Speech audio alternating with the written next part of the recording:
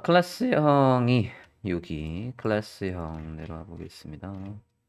네, 여기에서도 지금 숫자 외에 날짜를 쓸 수 있게 하라는 거니까 날짜를 생성하는 건 위에 똑같았어요. 여기 저는 데이트로 위에서도 데이트 클래스 함수형에서도 데이트로 하고 데이트가 출력되게끔 했었고 함수형에서 날짜를 출력할 때 함수형에서는 우리가 날짜 데이트라는 거를 지금 우리가 버튼을 누를 때 업데이트라는 거 버튼을 누를 때 날짜가 계속 업데이트 되게 할 거거든요. 그러니까 값이 바뀔 거니까 우리가 함수형에서 스테이트로 만들었단 말이에요. 그래서 스테이트명으로 데이트를 하고 걔를 바꿀 때는 setDate에서 세터 함수인 setDate를 이용해서 데이트를 바꾼다. 초기 값은 use state 뒤에는 초기 값을 이용해서 현재 날짜를 보여주는 거 이렇게 썼습니다. 자, 현재 날짜를 출력하는 게 요 new date부터 to string이었어요. 그럼 저걸 복사해서 여기에도 이제 클래스형에서는 state 안에다가 이렇게 바뀔 값들을 적죠. 네, 여기에다가 새로운 날짜 바뀔 거를 date라는 state명에다가 state를 이용해서 변수명 number에다 state를 이용해서 변수명 date에다가 현재 날짜를 일단 넣습니다. 이렇게. 그리고 걔를 출력할 수 있어야 되겠죠? 출력하는 건 넘버 D에다가 출력을 해보도록 하죠. 클래스형에서 데이트도 스테이트를 이용해서 값을 변경하기 위해서 데이트라는 변수에다가 현재 날짜를 출력했어요. new date라는 건 앞서 위에서 함수형에서 오늘 날짜를 출력했던 코드이기도 합니다. 자, 그러고 여기에 출력되게 해주는데 우리가 이제 업데이트 버튼을 눌렀을 때 이 스테이트 안에 데이트의 값을 바꿔야 되는 거잖아요. 스테이트를 바꾸는 건 set state로 하는 거였죠? 버튼을 하나 더 만들고 해볼게요. 이거랑 똑같을 거니까 얘랑 얘가 이 랜덤을 클릭하면 스테이트 안에 넘버를 랜덤으로 바꿔서 세터 함수를 이용해서 setState 함수를 이용해서 바꿨던 것처럼 그대로 복사해서 바꿔야죠? 네, 잘 보셨습니다. 여기 바꿔주세요. 복사하고 안 바꿔놨네? 여기도 데이트로 바꿔주세요. 자, 버튼을 복사해서 input 타입이 버튼인 걸 복사해서 하나 더 만들고 얘를 클릭했을 때 함수가 작동하고 함수는 thisState의 데이트를 다시 현재 데이트로 바꾸는 거니까 현재 시간을 여기에 가져와서 이렇게 띵 넣어주면 되겠죠? 그렇죠. 얘는 이제 데이트를 바꾸는 거니까 데이트라고 하셔야지. 저장하고 볼게요. 자, 그러고 여기 이제 클래스형으로 만든 것도 랜덤이라는 버튼을 클릭해 보면 좀 전에 시간은 41분 51초 랜덤 클릭하면 다시 현재 시간으로 이렇게 바뀌어 있는 걸 확인할 수 있습니다. 함수형에서 값을 전달하는 거 속성을 이용해서 값을 전달하고 이벤트가 일어났을 때 set state를 이용해서 값을 바꾸는 거. 여기에서는 스테이트로 클래스형에서는 스테이트로 이름을 지정하고 값을 한 다음에 바꿀 때는 setState로 하고 함수형 올라가 보면 함수형은 내가 지정한 이거 요게 얘를 바꾸는 함수였단 말이에요. 그래서 이 이름은 여러분이 마음대로 바꿔도 됐었지만 앞에 set을 쓰는 게 관례였다 라고 해서 초기 값을 지정하고 이거의 값을 바꾸는 건 요 함수가 그래서 이 함수에다가 버튼을 클릭했을 때 이 setNumber나 setDate라는 함수에다가 값을 바꿔 줬었습니다. 자, 이렇게 해서 클래스형과 함수형의 비교를 살짝 했고 다음 가볼게요. 자, 여기에서 이제 생명주기라는 녀석을 한번 확인해 보도록 하겠습니다.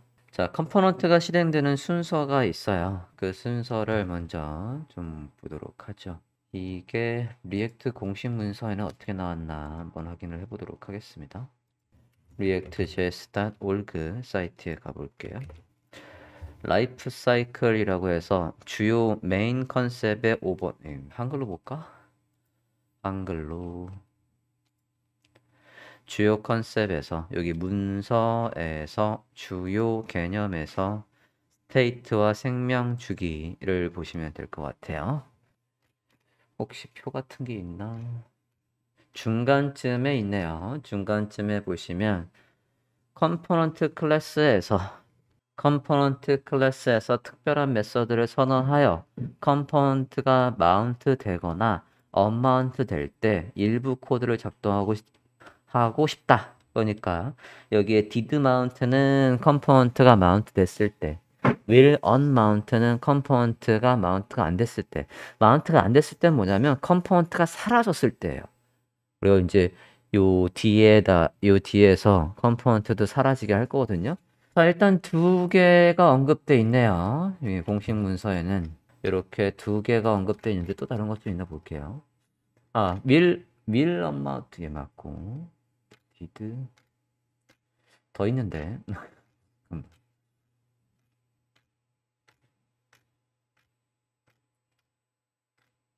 데이터는 아래로 흐른다. 그래. 여기에는 두 개뿐이 없는데 이제 여러분이 보실 교재나 그리고 내부적으로 쓸 수 있는 이벤트가 또 뭐가 있냐면 종류를 쓰고 설명을 좀 해볼게요. did mount는 컴포넌트가 실행된 후, 자, 컴포넌트가 실행됐다라는 건 구체적으로 뭐가 실행된 후냐면 렌더 함수가 실행된 후예요. 렌더 함수가 뭐하는 녀석이었냐면 화면에 내용을 출력해주는 녀석이었거든요. 그죠? 태그를 이용해서 화면에 출력해주는 거. 그게 실행된 후에 또 뭔가 하고 싶다라고 한다면 여기에다가 이렇게 함수를 이용해서 불러 해서 저 실행된 후에 컴포넌트가 실행된 후에 뭔가를 하고 싶으면 이 함수를 쓸 수 있다는 얘기고요. 그 다음에 얘는 컴포넌트가 삭제되면 할 일이에요.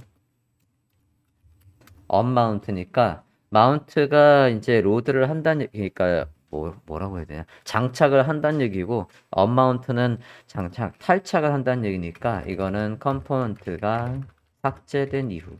일단 이 두 개가 공식 문서에 언급이 돼 있었고 그 다음에 위에서부터 순서부터 볼게요. 그 다음에 컴포넌트에 will mount가 있어요. 컴포넌트에 will mount. 컴포넌트에 will 삭제된 후에 뭔가를 보여줄 때 할 일, 그러니까 여기도 할 일, 여기에 할 일이 있다라고 한다면 저 함수를 이용해서 기술을 할 수 있다 라는 뜻입니다. 오케이. 그리고 will mount는 컴포넌트가 얘가 실행된 후잖아요. 실행되기 전에. 렌더 함수가 실행되기 전에.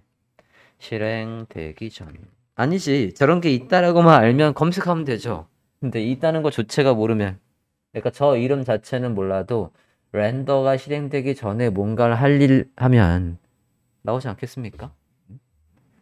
will mount가 있고 그 다음에 요 중간에 지금 이제 순서를 보면 얘가 will mount, 렌더가 실행되기 전이죠. 얘가 실행된 후니까 이 사이에는 컴포넌트의 렌더가 작동하는 거죠. 이게 순서로 치면 1번, 얘가 2번 렌더가 실행이 되고 그 다음에 3번 순서를 적어보고 있습니다. 이게 라이프 사이클이라는 녀석이에요. 자, 렌더가 됐을 때 또 그 안에서 뭐를 또 구분할 수 있냐면 이건 이제 단순히 값이 하나도 안 바뀌었을 때 일반적인 순서고요. 값이 바뀔 때 요건 이제 컴포넌트가 실행되자마자 별 이벤트가 없을 때요. 요건 이제 이벤트가 없을 때 또는 값의 변화가 없을 때 일반적인 순서가 아래처럼 된다는 얘기고, 이거 값의 변화가 있을 때는 우리가 이전에 한번 본 적이 있어요. 이 값을 바꿔야 되니 말아야 되니 라고 해서 should update, should component update 같은 게 있었거든요. 자, 이번에는 이벤트가 있을 때, 즉 값의 변화가 있을 때, 그러면 어떤 순서로 되는지 한번 볼게요. 자, will mount 예약들은 그대로예요. 그대로고, 그대로 씁니다. 자, 그 전에 이제 렌더 이전에 렌더 안에서도 should 이제 2.1 should 저 렌더 안에서라고 보시면 돼요. should component update 가 있었죠. 얘가 그쵸 그치 얘 포함되어 있다고. 렌더 할 때 그 안에서도 컴포넌트를 통째로 업데이트를 할 일이 있니 없니 라는 걸 구분한다고. 컴포넌트를 업데이트를 해야 되나 말아야 되나. 값이 변하는 거잖아요 지금. 그죠? 변할 때 얘는 변경이 일어나면 저거 우리가 이전에 학습할 때 뭐였냐면 얘가 기본값이 true였어요. 우리가 얘를 안 써도 뒤에 있는 렌더 뒤에 있는 건 무조건 실행이 됐었습니다. 근데 여기에서 한 단계 걸치는 걸 쓰면 안에 값이 바뀌지 않았을 때는 뒤에 렌더를 실행하지 말어 라고 할 수 있었거든. 여기 우리가 지금 여기가 쓸 거예요. should component update는 기본값이 true인데 상황에 따라서는 false를 만들어서 업데이트가 필요 없는 거. 우리가 지난 시간에 이렇게 메뉴가 있고요. 메뉴를 출력했을 때 여기 내용이 출력되는 거 했잖아요. 근데 이 메뉴는 한번 생성된 다음에 얘를 클릭해서 여기 내용을 바꿀 때는 그럴 때는 이 메뉴가 새로 생성되는 게 아니잖아요. 새로 생성되는 게 아니니까 이 메뉴를 다시 렌더링 할 필요가 없었어요.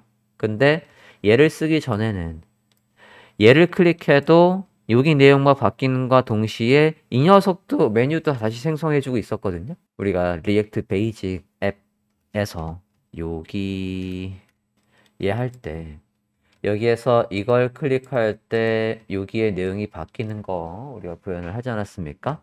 이럴 때 여기에서 얘를 눌러도 지금 요 should up component update를 이용해서 메뉴가 변경되는지 안 변경되는지를 구분해서 메뉴가 변경이 됐다면 메뉴를 다시 생성하고 메뉴가 변경이 되지 않았다라고 한다면 변경하지 않고 여기만 출력해 라고 해서 우리가 이걸 이용해서 그걸 구분했단 말이에요. 여기서 추가하면 당연히 메뉴가 새로 생기니까 제출하면 얘를 다시 생성하는 컴포넌트가 작동해야 되지만 이걸 클릭했을 땐 단순히 클릭했을 때는 얘가 다시 메뉴를 만들 필요가 없었어요. 그때 메뉴의 이전 값과 이후 값을 구분을 해서 얘는 매개변수 2개가 들어갔었잖아요. 이전 값. 그리고 그거의 상태를 표시하는 게 있었어요. 네, 여기에 요거 하나의 이전 값이 아니라 여기 하나의 new 값. 네, 새로운 값이 있었고 그 새로운 값과 이전의 값과 비교를 해서 바뀐 게 있니 없니 라는 구분을 하는 게 이 should component update였었습니다. 그게 렌더 안에서 가장 기본적으로 넣을 수 있는 함수고 그 다음에 얘는 이제 업데이트 여부를 결정하는 거예요. 여부를 결정하는 거고 실제 업데이트를 할 때 업데이트를 했니 맞니 그것도 구분을 한단 말이에요. 그거를 뭐로 구분을 하냐면 2-2 should 아니지 component will update 요거는 업데이트를 하기 전에 할 일. 값이 바뀌었을 때 값이 바뀐 걸 바로 반영하기 전에 또 뭔가를 하고 싶으면 will update 안에 넣고 그 다음에 2-3 다 업데이트 한 다음에 할 일이 있다라고 한다면 업데이트를 한 다음에 업데이트 컴포넌트가 need 업데이트에서 업데이트를 한 후에 할 일. 내부적으로 이런 순서로 작동을 합니다. 책에서는 뭐 저렇게 순서대로 정리해 놓은 건 아니지만 제가 다시 정리를 좀 했어요. 자, 그러면 지금 우리가 이 펑션 클래스형 함수에서 쟤들을 대략 한번 언제 should, will mount, update, will update, did update, did mount, will unmount가 작동하는지 보려고 합니다. 그것들이 실제로 순서대로 어떻게 작동하는지를 콘솔의 메시지를 이용해서 확인을 해보려고 해요. 한번 넣어볼까요? 이건 잘 두고 한번 보겠습니다. 자, 여기에서 앱제스 다시 가볼게요. 이제 우린 콘솔을 볼 거고요. 자, 앱제스에서 기존의 클래스형 컴포넌트에서 먼저 볼게요. 이것도 두 개로 구분을 할 거예요. 클래스형에서도 이 클래스형으로 만든 컴포넌트의 라이프 사이클이 어떻게 되는지 보고 함수형으로 만든 컴포넌트의 라이프 사이클은 어떻게 되는지 보려고 합니다. 일단 먼저 클래스형부터 작성을 한번 해볼게요. 자, 렌더 이전이든 이후에든 여기에다가 전 지금 렌더 바로 전에다가 작성을 해보고 있어요. 지금 쓰는 함수는 여기에서 제가 여기 위에 썼다라고 해서 이 함수가 얘보다 전에 작동하는 거 아니에요. 얘 이름에 따라서 그 이름이 아까 will mount, did mount에서 걔 이벤트가 일어났을 때 작동하는 거지. 그러니까 이런 일을 하는 걸 여기서 실행할 거야 라는 병렬의 개념이라고 보면 됩니다. 한번 볼게요. component will mount. 아까 component will mount가 언제 작동한다라고 했냐면 여기 component가 실행되기 전에, 즉 렌더가 실행되기 전에 작동한대요. 이게 실제로 여기에 있을 때, 그럼 뒤에 있을 때 둘 다 비교해보면 되겠네. 자, will mount라고 했고 이 함수가 작동하면 콘솔에다가 그냥 메시지로 얘가 작동했다라고 해서 이렇게 써볼게요. component will mount 됐나요? 그 다음에 여기만 did로 바꾸면 되겠죠? 콘솔에 나온 순서를 보면 얘들이 언제 실행되는지 우리가 구분할 수 있으니까 이렇게 콘솔로 한번 확인을 해보자고요. 그 다음에 값이 바뀌었을 때 잠깐만 아까 일반적인 상황에서 필요했던 거 그 다음에 did mount 했고 unmount는 지금 확인이 안 돼요. 왜냐면 얘를 아직 지우진 않을 거거든요. 근데 일단 넣어 볼게요. 요거 뒤에 버튼을 만들고 지우긴 지울 거예요. 컴포넌트의 will unmount will에서 will도 대문자 will 컴포넌트의 will unmount w와 u가 대문자입니다요. 근데 mount 대문자 아니에요. 뭐였지? 이제 값이 바뀔 때는 요거가 작동한다고 하니까 그것도 보자고요. should component update. 자, should component update는 반드시 여기 매개 변수로 값이 두 개가 들어갑니다. 여기에서 새로운 값 next props라고 이 이름은 여러분 만들어 써도 되고요. 어쨌든 바뀐 거. 그리고 그거의 상태를 바꾸는 게 있죠. next state에서 얘를 얘를 써먹어 본 적은 없고요. 요거가 새로운 값. 콘솔에다 뭐 새로운 값을 찍진 않겠습니다. 이 지금 순서만 보려고 하는 거니까요. next props should component update. 그 다음에 얘가 이제 뭐 한다고요? 업데이트 여부를 결정한다고 했죠. 여기 렌더가 되는 중에 이거를 쓸 수 있다고 했나요? 그 다음에 요게 이제 업데이트 여부를 결정하는 거였고 업데이트를 하기 전에가 will update였고 업데이트를 다 한 다음에는 did update였고 얘들 둘 다 똑같이 바뀔 값들을 물고 들어갈 수 있습니다. did update, should component update, component will update, did update. 이것들은 지금 다 이제 우리가 여기에서 함수형도 작성을 할 거기 때문에 함수형의 콘솔과 지금 이 클래스형의 콘솔을 구분하기 위해서 물론 이벤트가 달라서 상관은 없지만 이게 클래스 타입.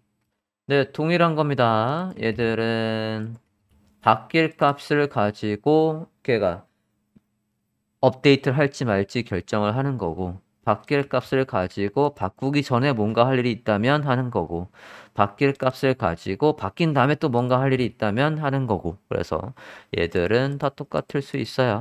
어차피 이 함수에 들어가는 매개 변수의 이름이 얘인 거지 얘들이 외부에서 봤을 때 똑같은 이름이 얘들 입장에서 봤을 때는 여기에 들어오는 이름은 어떤 게 돼도 상관없거든요.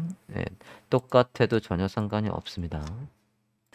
자, 지금 열자마자의 순서에서는 다시 한번 볼게요. 여기 이름들 바뀌었다라고 해서 컴포넌트의 컴포넌트의 will mount는 unsafe로 바뀌었다라고 하고, 그리고 이 컴포넌트의 will update도 unsafe로 이름이 바뀌었대요. 그리고 지금 순서는 일반적인 순서는 그냥 컴포넌트가 실행됐을 때는 때의 상황을 볼게요. 새로 고침했습니다. 그냥 컴포넌트가 실행되면 컴포넌트가 여기 실제 내용을 렌더하기 전에는 will mount, 렌더한 다음엔 did mount 이 순서로 작동을 하고, 그리고 여기 다시 클리어를 한 다음에 여기에 랜덤, 업데이트된 랜덤을 클릭했을 때는 실제 컴포넌트가 화면에 내용을 뿌려주기 전에 여기에 should component update로 업데이트 여부를 결정을 하고 우리가 기본값을 true로 넘겼어요. 그 다음에 렌더하기 전에 또 뭐 한 일이 있다면 렌더하기 전에 업데이트, 값을 업데이트하기 전에 할 일이 있다라고 하면 여길 통해서 할 수 있고요. 다 렌더를 한 다음에 업데이트 끝난 다음에 컴포넌트가 did 업데이트 다 한 다음에도 또 뭔가 할 일이 있다면 여기에서 실행을 할 수 있답니다. 확인됐습니까? 랜덤 버튼을 눌렀을 때 이 순서로 나오고 있으면 지금 정상적으로 이 컴포넌트 내부적으로 어떤 라이프 사이클로 어떤 순서로 함수들이 실행되는지를 확인하신 겁니다. 그럼 왜 저런 순서들이 있어야 되냐? 그건 다 이 컴포넌트를 효율적으로 관리하기 위해서 그래요. 그래서 우리가 should component update를 이용했던 이유가 쓸데없이 변경도 안 되는데 새롭게 렌더링 하는 거를 막으려고 우리가 should component update를 사용했던 것처럼 그 외에 다른 것들도 뭐 삭제된 다음에 뭔가 메시지를 띄운다거나 또는 업데이트를 다 완료한 다음에 목록이 추가됐든 뭐 그런 메시지를 띄워준다거나 뭐 그런 것들을 할 수 있을 것 같습니다. 업데이트 했을 때. 자, 지금 우리는 클래스형으로 만든 컴포넌트에서 내부적으로 어떤 함수를 이용해서 실제 렌더가 일어나기 전에 또는 렌더 안에서도 업데이트가 일어나기 전에 후에 사항을 구분할 수 있었습니다. 그걸 함수형에서는 어떻게 하는지 보도록 하겠습니다. 함수형으로 넘어가 볼게요. 자, 함수에서 라이프 사이클을 구현하려면 기본적으로 훅을 하나 더 로드를 해야 돼요. 그 훅은 use effect입니다. use effect. 자, 리액트 공식 사이트에 가서 effect 얘도 한번 살펴보고 오죠. 위에 검색에서 use effect 기본 훅 해서 나와 있는 거 들어가 볼게요. 자, use effect를 이용해서 값이 변경되고 변경된 것들을 항상 받아오기 위해서 구독을 하고 그리고 언제 바뀌는지 뭐 타이밍 같은 거를 이용해서 앱을 조금 더 효율적으로 만들 수 있답니다. 자, use effect를 쓰려면 지금 보시면 여기 있는 문장 그대로 좀 이따가 쓸 거예요. 얘를 쓰려면 상단에 얘를 로드해야 된다는 얘기가 왜 없니? 여기 이제 여기 클릭했을 때 값을 올리고 내리는 거를 뭐를 이용해서 use state랑 dispatch도 좀 이따 볼 거고요. 자, 일단은 여기에서는 여기 페이지 닫지 마시고요. 좀 이따가 다시 한번 보겠습니다. 일단 얘 use effect를 이용해서 좀 전에 did mount니 unmount니 이런 이벤트와 유사한 효과를 함수형에서도 만들 수 있어요. 최상단에 가서 일단 저 기능을 로드 할게요. 여기 use state 옆에다가 use effect라는 훅도 로드를 해서 이펙트를 쓸 수 있게 합시다. use effect 기능을 쓸 수 있게 우리가 use state를 이용해서는 값이 변경되는 걸 반영하는 거 우리가 구현을 했었고 use effect 지금 이제 use 이펙트의 사용법을 봤고요.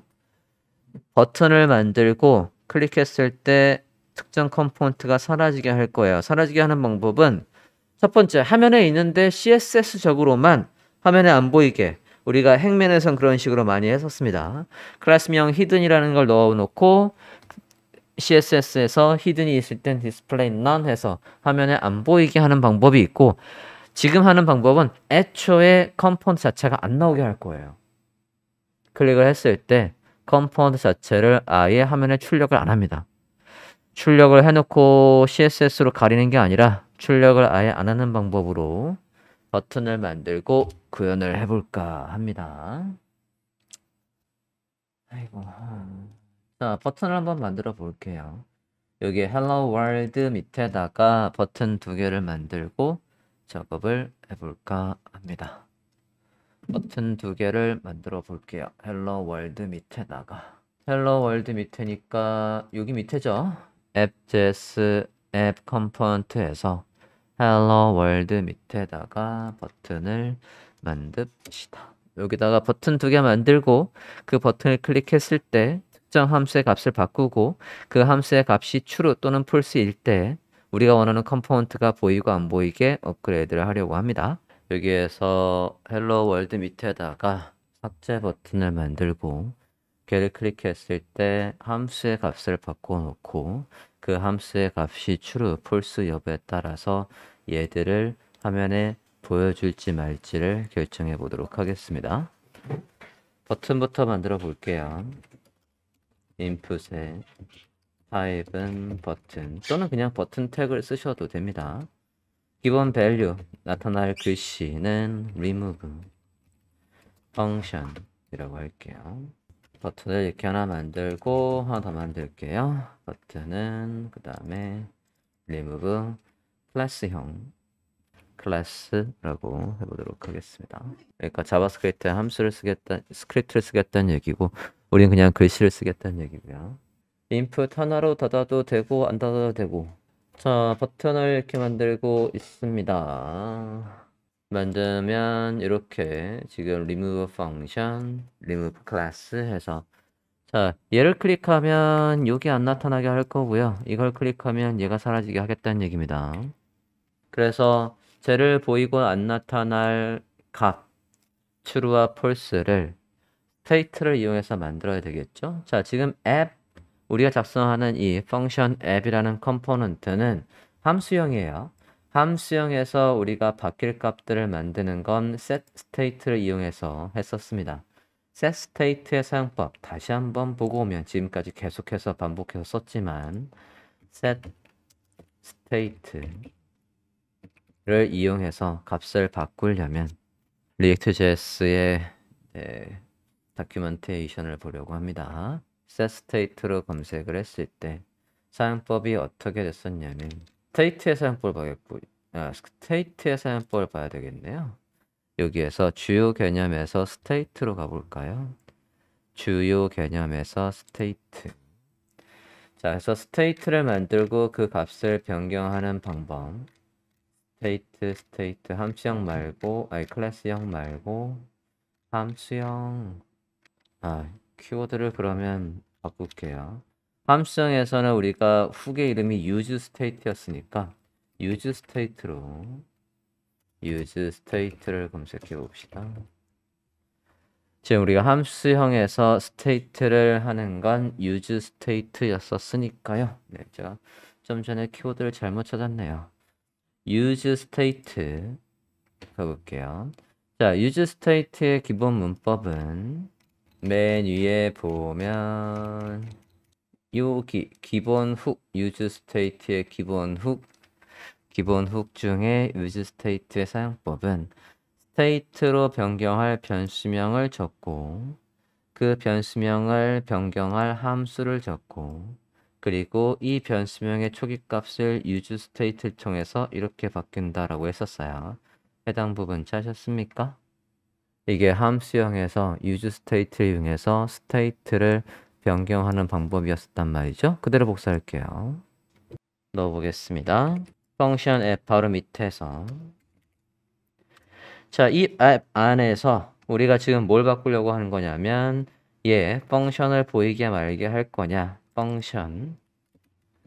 펑션의 show라는 변수를 만들고 저 변수를 바꿀 수 있는 세터 함수로는 우리가 앞에 set을 쓰는 게 관례라고 했어요. 그래서 set 펑션의 show라고 했습니다.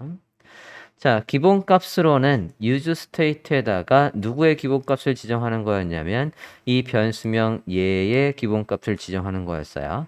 자, 얘의 기본값으로는 여기에 들어오는 건 숫자가 될 수도 있고 문자가 될 수도 있고 배열이 될 수도 있고 지금 쓰려고 하는 true와 false 분리이 될 수도 있었어요. 펑션의 show라는 변수를 만들고 초기값으로는 true를 넘겨주고 그리고 나중에 얘를 바꿀 일이 있으면 set 펑션의 show를 이용해서 요거의 값을 저 변수의 값을 state로 지정한 저 변수의 값을 바꿀 수 있다고 했습니다. 됐습니까? 하나 더 만들죠? 이번에는 클래스로 만든 거를 보이고 말지 여부를 저장할 클래스 show라고 하고요. 앞에 얘는 네. 그리고 얘도 걔 값을 바꿀 건 이렇게 set class show라고 합시다. 기본 값은 true입니다. 자, 그러면 누구를 클릭하면 얘를 클릭하면 또는 얘를 클릭하면 자, 첫 번째 이 remove function이라는 버튼을 클릭하면 얘의 값을 function show의 값을 뭐로? false로 바꿔야 되는 거예요. 이 녀석을 클릭하면 얘의 값을 false로 바꿔 달랍니다. 얘를 클릭하면 요거의 값을 false로 바꿔 주세요. 여기 어떻게 적으면 됩니까? 작성해 봐 주세요. 자, 우리가 지금 누굴 클릭하면 할 일이냐면 요 인풋들을 클릭하면 할 일입니다.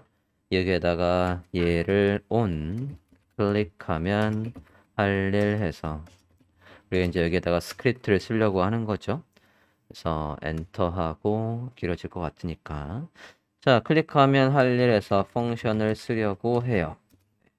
자, 제가 이렇게 바꾸면 될까요? 이걸 클릭했을 때 펑션의 show라는 변수명의 값이 false다 이렇게 직접 쓸 수 있어요? 없어요? 없습니다. 여기에서 use state로 잡은 건 반드시 얘를 변경하는 방법은 이걸 직접 바꿀 수 없고 반드시 이 함수에다가 이렇게 바꿔줘라고 해서 시켜야 돼요. 얘한테 set 펑션의 show한테다가 일을 시켜서 set 펑션의 show에다가 야 이제 너의 값은 너와 연결되어 있는 저 변수의 값은 뭐로 바꿔? false로 바꿔 라고 해서 이렇게 써주셔야 합니다. 직접 펑션 show의 값을 변경할 수 없어요. 그렇게 하고 만약에 콘솔에서 콘솔 로그해서 누구의 값을 펑션 show의 값을 찍어보면 볼까요? 개발자 도구의 콘솔 볼게요. 콘솔에서 누구를 클릭하면 remove의 펑션을 클릭하면 그러면 16번 라인 잠깐만 얘가 아직 바뀌어 있질 않은데 잠깐만요. set function false true라고 나오면 안 되죠. false로 바뀌어 있어야 되죠. 요거를 바꾼 다음에 false로 나와요? 다시 한번 다시 클릭하면 false로 바뀌어 있네요. 자, 이게 다시 한번 세로 고침 해볼게요. 세로 고침하고 remove의 function 두 번째부터 바뀌어 있네요. 그러니까 얘가 지금 여기에서는 지금 이 순서가 없어요. 이 순서가 동시에 일어나는 거야. 그러니까 얘가 이 false로 바꾼 다음에 얘가 실행되는 게 아니라 이게 먼저 실행됐고 한 번 더 클릭하면 이제 바뀌어 있으니까 얘가 false로 바뀌고 있습니다. 그러니까 지금 제가 여기에 넣었을 때 이거 다음에 넣긴 넣었지만 얘가 실행된 다음에 이게 실행되는 게 아니라 이게 콘솔 로그가 먼저 실행되네요. 네, 여기서 값을 확인할 수가 없는 걸 뒤에 렌더 한 다음에 렌더 한 다음에 값이 바뀌었는지를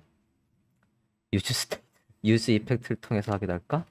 유즈 이펙트를 통해서 그렇게는 확인할 수 있겠네요. 여기에선 바로 바뀌지 않고. 자, 일단은 바뀐 건 확인을 했으니까요. 여기 또 누구를 클릭해도 여기 리무브를 클릭해도 같은 일이 일어나죠? 똑같이 써보겠습니다. 온클릭부터 해서 복사를 해볼게요. 복사.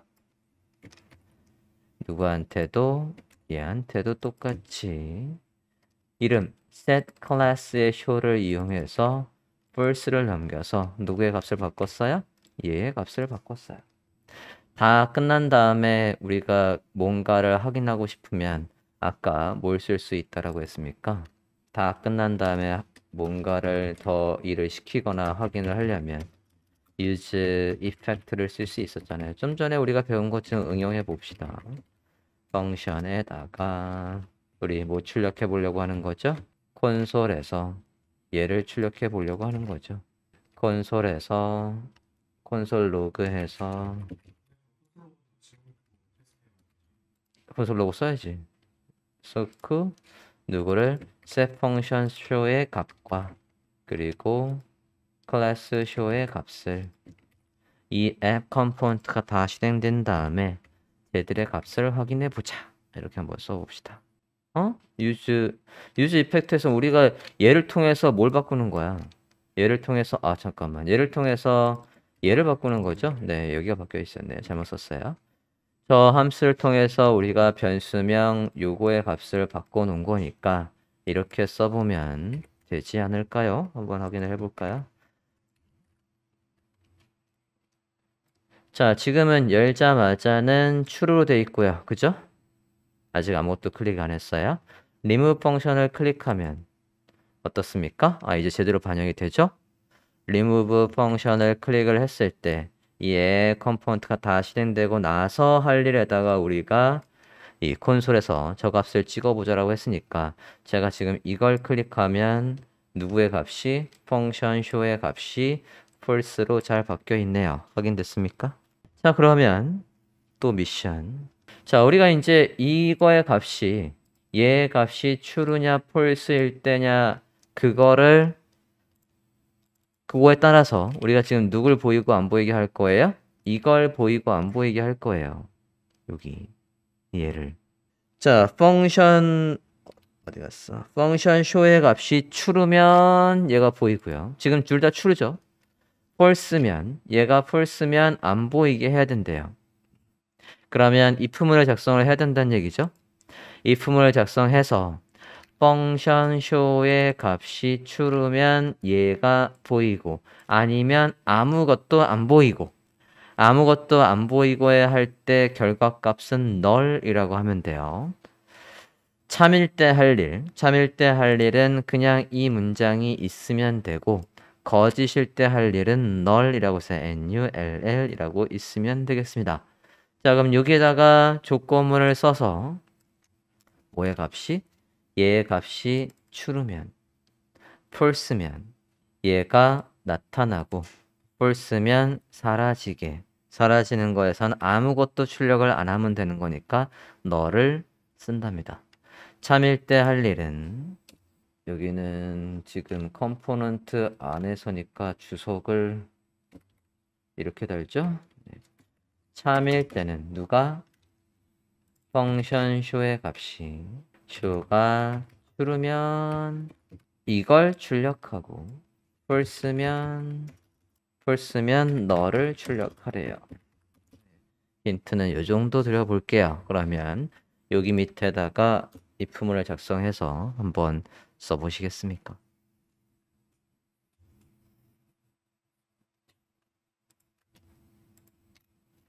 true일 때, false일 때, true면 얘가 그대로 이런 식으로 들어오는 거고 false면 그냥 null이라고 출력을 한대요. 참일 때, 거짓일 때.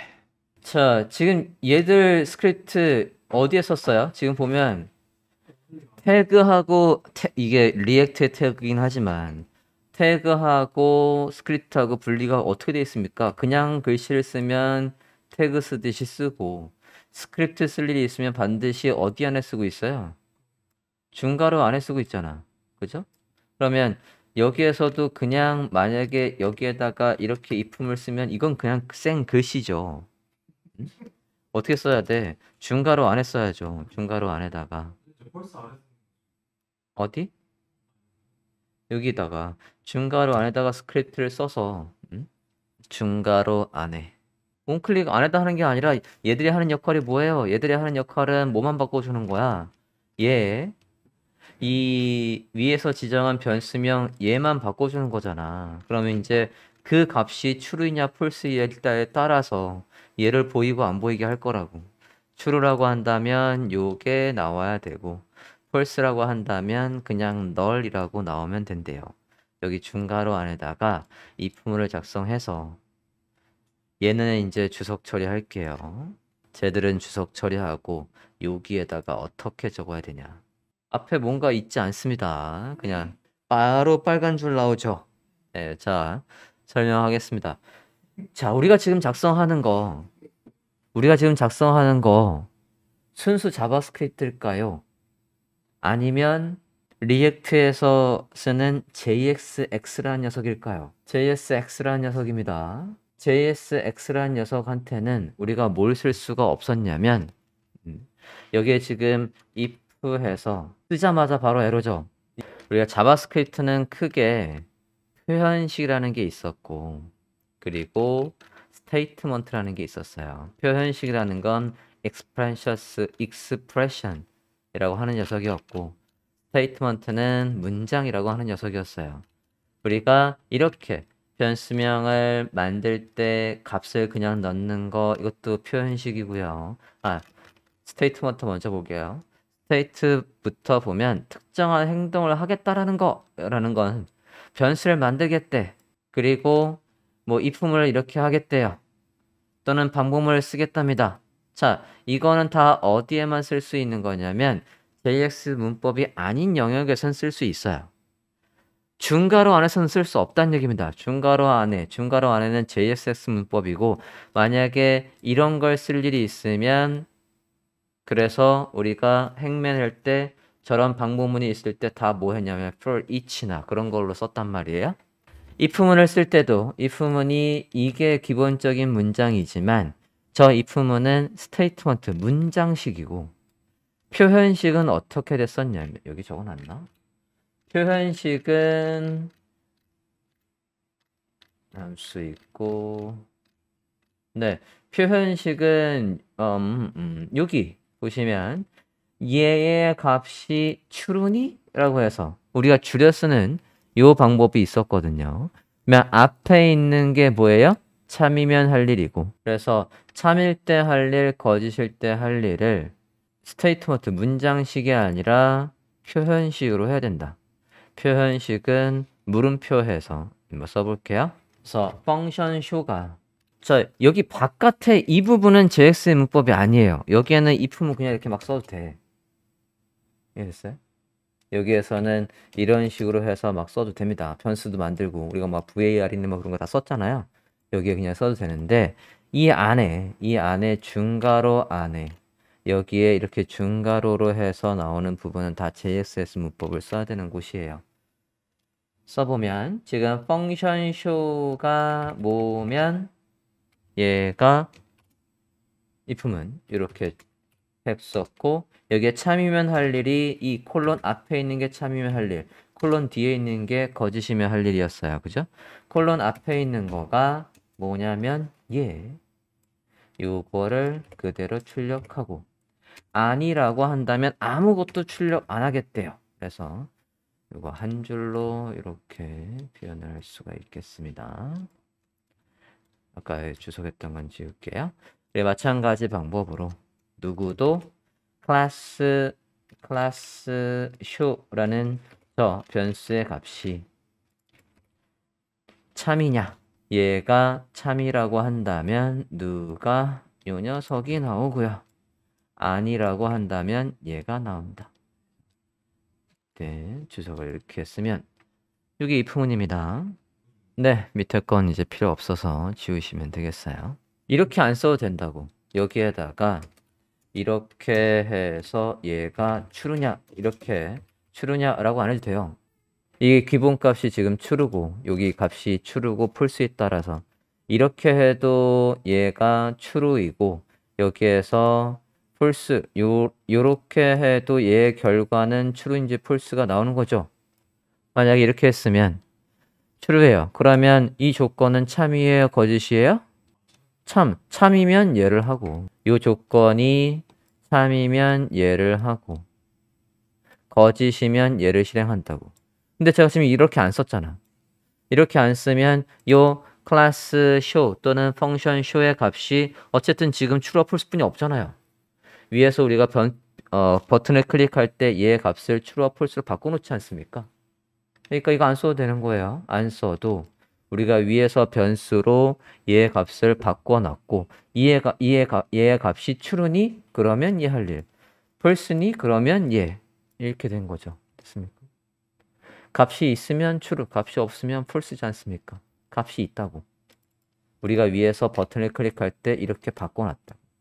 버튼을 클릭할 때 이렇게 바꿔놓으니까 얘의 값이 true일 때, false일 때 작동을 하겠죠. 저장 한번 볼까요? 제로쯤에서 일단 두 개가 나오는 상황이고 여기에서 remove function 그럼 얘가 사라지겠지? 띵 해서 확인됐습니까? 예, 확인해 주시고요. 여기 넘겼을 때 각각의 함수를 통해서 펑션 show와 클래스 show의 값이 바뀌게 돼 있는지 이 부분도 확인하시고요. 브라우저 화면에서 일단 새로 고침했을 때는 두 개의 컴포넌트가 둘 다 있고 펑션, remove 펑션을 클릭하면 얘가 사라질 거고요. remove 클래스를 클릭하면 얘가 사라질 거예요. 이번엔 remove 클래스를 클릭해 볼게요. 그래서 이렇게 해서 아무것도 출력을 하지 말아라 라고 해서 널이라고 하는 거예요. 확인됐습니까?